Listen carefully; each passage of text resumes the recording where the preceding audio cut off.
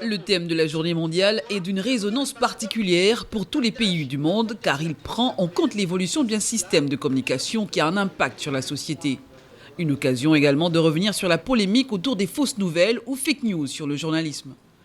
Une atmosphère qui sème en permanence le doute entre le public et les médias traditionnels.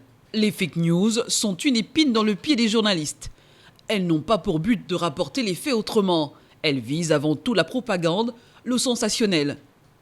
La désinformation a toujours existé, certes, et cela depuis qu'on a réalisé l'influence des médias sur l'opinion publique. Les journalistes professionnels doivent revenir aux fondamentaux du métier, vérifier les faits, exiger les réponses et garantir la transparence des méthodes de collecte d'informations.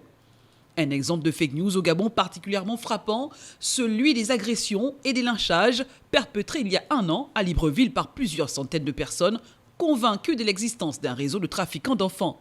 Ces vengeances trouvèrent leurs origines dans des rumeurs colportées sur les réseaux sociaux. Ce qui a coûté la vie à un père de famille innocent. Plusieurs études ont montré que les fake news, souvent plus sensationnalistes que les informations exactes, se répandent plus rapidement en ligne car les réseaux sociaux préfèrent la viralité à la véracité d'une information. Vous savez que les réseaux sociaux aujourd'hui ont pris le dessus. Et quand on dit réseaux sociaux, quelques presses en ligne aussi, il y a des informations qui sont distillées mais qui ne sont pas vérifiées.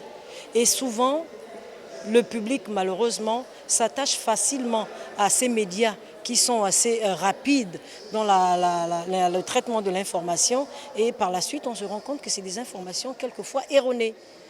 Un contexte d'infox accru qui rend encore plus crucial le rôle des médias traditionnels pour limiter les dégâts de la désinformation.